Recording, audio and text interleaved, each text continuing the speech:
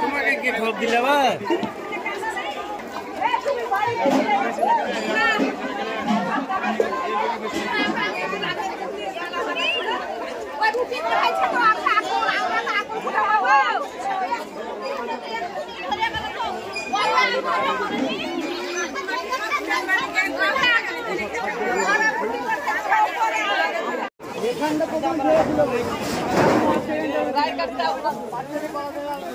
করতে পারেনি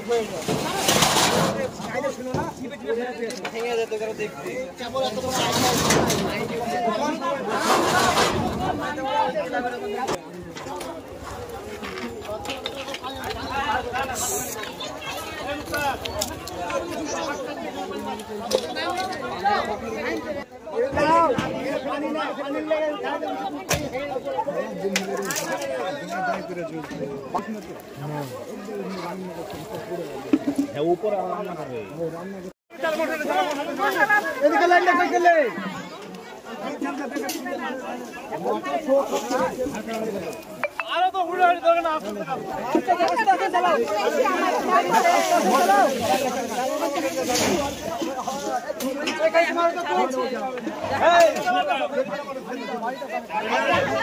পালা পালা ছিটাইতে হবে, পালা হবে না, ছিটাইতে হবে পালা।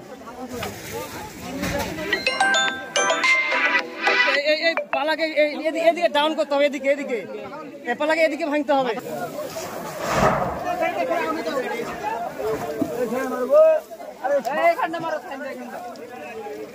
প্রথমত আমি এটা 82 গ্রাম, আমি এসেছিলাম শ্বশুর বাড়ি। তো আমি নিয়ে যাচ্ছিলাম বাড়ি, এই সময় হঠাৎ চোখে পড়লো যে ওপরে চিলে কোঠায় ধোঁয়া। আমরা অনুমান করলাম হয়তো সাঁজাল দেওয়া হয়েছে, সেই জন্য হয়তো হালকা আগুন। পরক্ষণে এখানে কাকি বললো যে না, আগুন লেগে গেছে মনে হয়, কারণ আগুনটা জোরালো হয়ে গেছিলো। তখন আমরা হঠাৎ করে ডিসিশন নিলাম যে চাচাতে হবে, মানুষজন জড়ো করতে হবে। এবার এখানে রিপা আছে, রিপাও নিজেই একাই ছুটছিল আগুন নেভাতে। আমরা বললাম যে একাই তো একা পক্ষে সম্ভব না, সেই জন্য মানুষকে প্রথমে এক জায়গায় করতে হবে, মানুষ যখন বাড়বে তখন আগুন নেভাতে পারবো। তো সবাই মিলে আমরা শুরু করলাম চেঁচাতে এবং একে একে মানুষ জড়ো হলো। এখানকার স্থানীয় মানুষ খুব ভালো মনে হলো আমাকে, এখানে সবাই একসঙ্গে ঝাঁপিয়ে এসছে, কেউ ভিডিও করেনি। ভিডিও বাদ দিয়ে সবাই দেখলাম যে আগুন নেভাতে ব্যস্ত। এটা আমাকে খুবই ভালো লেগেছে নিজে ব্যক্তিগতভাবে। এবং সাহায্য হয়েছে, এখানে দুটো মেশিন পেয়েছিলাম, মোটর পেয়েছি, খুব চেঁচিয়ে এদিক ওদিক থেকে ব্যবস্থা করতে পেরেছি। এবং পাশেই পুকুর ছিল এবং গ্রামের সাধারণ মানুষ ঝাঁপিয়ে পড়েছে, সেই জন্যই আগুন নেভানোটা সম্ভব হয়েছে। হ্যাঁ, এটাই সত্য। এখন রুটি বানাচ্ছিল এবং রুটি বানিয়ে সবাই নেমেছিল নিচে নেমে সামনের বাড়িতে এসেছিল। এবার ওই মুহূর্তে আগুনটা ধরে যায় এবং যার বাড়িতে আগুন ধরে সে বাড়িতে সে সময় ছিল না এবং তার মেয়ে ঘরে পড়াশোনা করছিল। এবং অবশ্যই আমাদের একটা জোরালো দাবি থাকবে যে আমাদের স্থানীয় প্রতিটা ব্লকে, বিশেষ করে আমাদের ব্লক লালগোলা ব্লকে একটা দমকল বাহিনী থাকা উচিত এবং একটা অন্তত গাড়ি সবসময় মজুত রাখা প্রয়োজন। নইলে সুদূর বহরমপুর থেকে আসতে লালবাগ থেকে আসতে গাড়ি আস্তে আস্তে অনেকটাই ধ্বংস হয়ে যায় আমাদের বেশ কয়েকটি বাড়ি। তো আমাদের এখানে আমার দাবি থাকবে, সরকার যদি রুটি বানাইছিল সন্ধ্যাবেলায়, এবার রুটি বানার পর যে উস্কেটিতে যে কাঠিটা না, রায়ের কাঠি থাকে, ওই কাঠিটা সরিয়ে রাখা ছিল, কারণ উস্কেটিটা থেকে হয়তো আইডিয়া হয়েছে যে হয়তো ধরেছে। কার বাড়িতে রুটি বানিয়েছিল? কামাল হোসেনের বাড়িতে। কামাল হোসেনের বাড়িতে রুটি আগুনটা ছড়িয়ে আবার ওখানে পাশের বাড়ি চলে গেছে আর কি, কাজিমের বাড়িতে, তাই না? কাজিমের বাড়ি।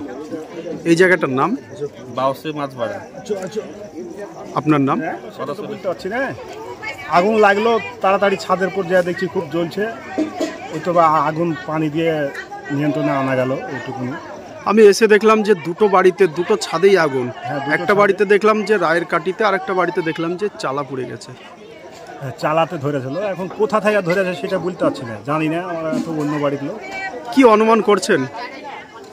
বলে এই ছাদে ঘরে যেটা ধরেছিল সেটাতে রুটি গড়াইছিল নাকি, রুটি গড়িয়ে নামিয়ে গেছে, তার জন্য এখন চুলা থেকে ধরেছে কি এখন অন্য জায়গা থেকে ধরেছে। এটা সন্দেহ করছেন, তাই তো? হ্যাঁ, সন্দেহ করছি চুলা থেকে ধরেছে।